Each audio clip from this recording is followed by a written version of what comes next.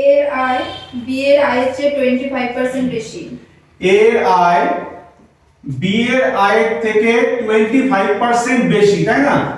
25% বেশি। কার বেশি বলো তো? এর আয় বি এর থেকে 25% বেশি। তারপরে বি এর আয় এ এর আয়ের থেকে কত শতাংশ কম? আচ্ছা, তাহলে হচ্ছে বি এর আয় এর থেকে কত শতাংশ কম, মানে এর থেকে বি এর আয় কত শতাংশ কম, এর থেকে চেয়েছে। দেখো 25% মানে আমরা এটাকে ফ্র্যাকশন কত বলতে পারি? 1/4। তাহলে আমরা বলতে পারি কি, এর আয় বি এর আয়ের থেকে 1/4 বেশি, মানে বি এর আয় যদি 4 হয় তাহলে এর আয় আমার 1 বেশি। তাহলে কত হবে?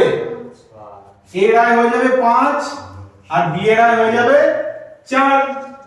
এইবার বলেছে এর থেকে বি কতটা আবার ছোট, এর থেকে বি কতটা ছোট, তাহলে কার থেকে ছোট? এর থেকে, যার থেকে ছোট, তাহলে তাকে সবসময় আমরা কি করব? নিচে বসাবো। আর ছোট কত? এর থেকে ছোট কত?